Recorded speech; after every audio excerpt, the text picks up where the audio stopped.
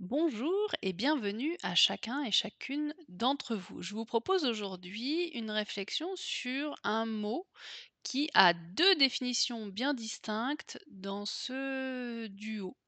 Chacun des deux protagonistes l'utilise, mais alors avec des définitions et des sentiments qui leur sont tout à fait propres.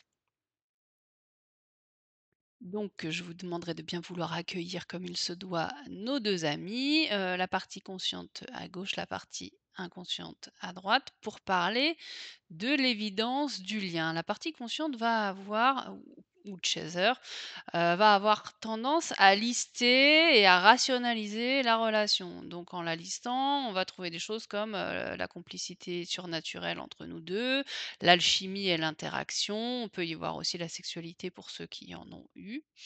Et puis le naturel, qui fait qu'on considère que l'autre est fait, pour nous.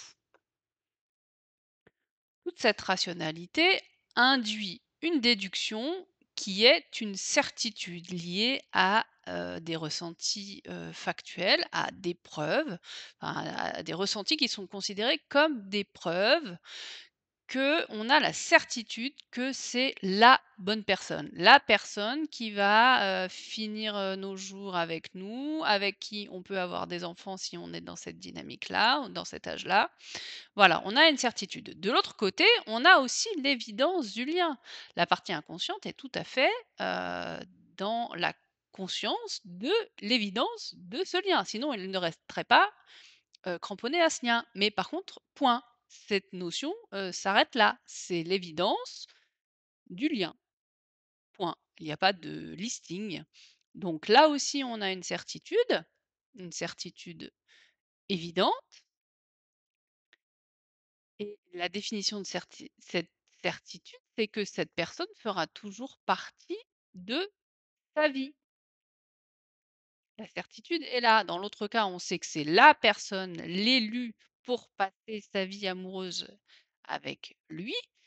Et au niveau du runner, on a la certitude que cette personne fera toujours partie de sa vie à lui. D'où toutes les tentatives de jeu de rôle proposées ou imposées, d'amitié, de juste être, dans une sexualité, voilà, tous les stratagèmes sont envisagés par le runner, puisque pour lui, il sait qu'on fera partie de sa vie, toute sa vie, mais peu importe le rôle.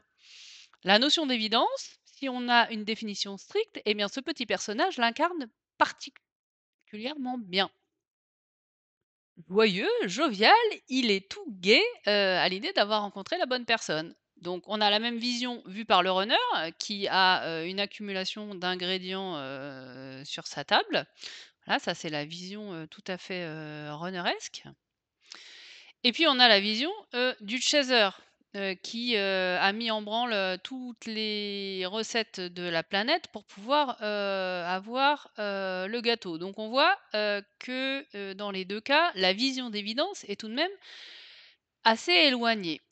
Heu, une notion que j'aime bien aborder en consultation, c'est de dire aux gens: «Vous devez savoir construire votre propre gâteau, fabriquer votre propre gâteau et l'un et l'autre ne sont que les cerises que vous pourrez positionner sur le gâteau que vous avez vous-même su fabriquer et que vous saurez fabriquer, à l'avenir.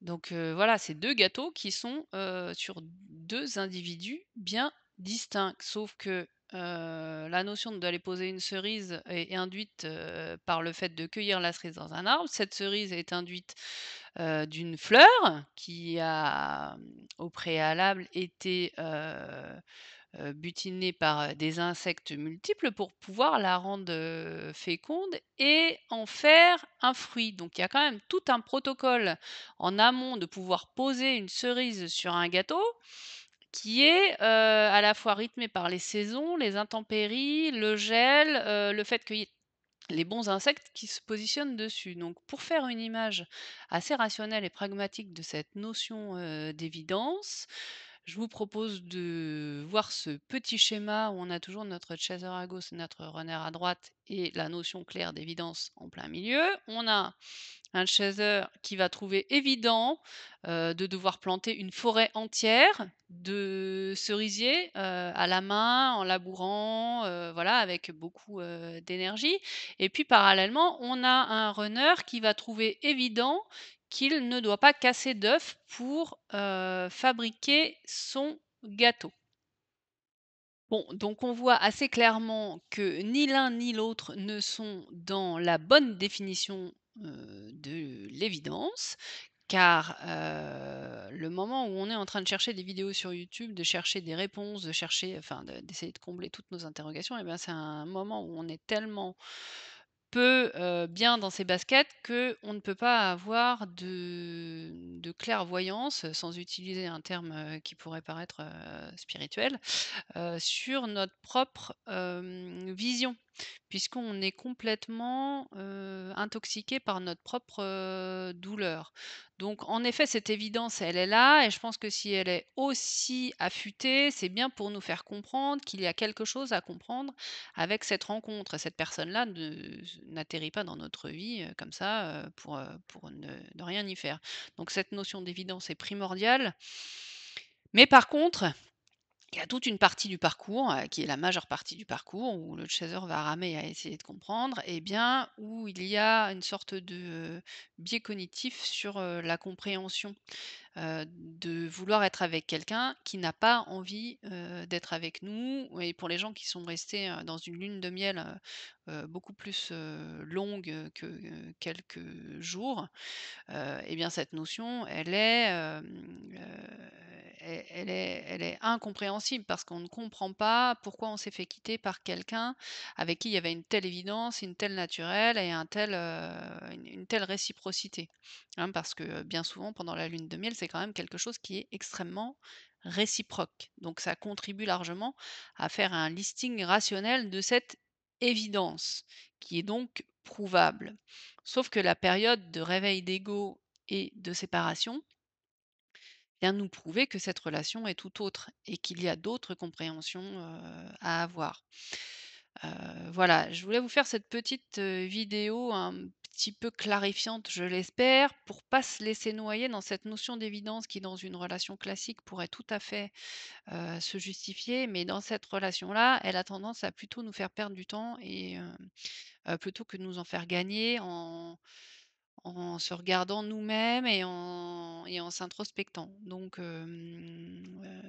voilà, soyez équilibrés, avec vous-même, n'acceptez pas, ce qui ne l'est pas et ce qui ne doit pas l'être, qu'on soit dans une relation classique ou dans une relation,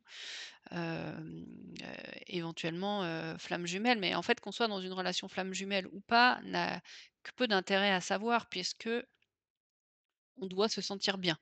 Donc, aucune relation amoureuse ne peut se passer correctement si on est dans une dépendance à autrui. Et la partie consciente a une terminologie, rationnelle de cette évidence de ce couple et de ce lien, de cette personne rencontrée, ben, parce que justement, c'est, la partie rationnelle. Et considérant le fait que le runner est dans une partie, inconsciente, et ben, tout ce laps de temps où vous en êtes à vouloir, prouver les choses, ou lui ou à elle de lui prouver les choses, et bien, c'est toute la partie où lui ne va pas être en capacité de pouvoir, mettre une autre définition que cette évidence que, nous devons faire partie de sa vie, peu importe le rôle, qu'il nous donne. C'est pour ça qu'il ne faut pas tomber dans un rôle parce que sinon on s'en sort pas et ça, multiplie les années. Donc la partie inconsciente, la partie de son travail, eh bien, c'est, de devenir consciente. Donc ça, on peut pas le faire à sa place et c'est quand il devient conscient qu'il devient, par là même, conscient de l'évidence de cette relation, chose qu'il avait, niée ou contournée, jusque-là. Mais il ne peut pas en arriver à cette conclusion-là avant, que le chaser soit complètement détaché de la relation et là, vous allez me dire que c'est paradoxal, je suis d'accord, mais ce n'est pas moi qui ai, instauré les règles des contrats, qui nous, lient sur cette, chaîne. Donc, sur ce, je vous souhaite une très belle journée, une très belle nuit, une très belle semaine et je vous dis à très bientôt.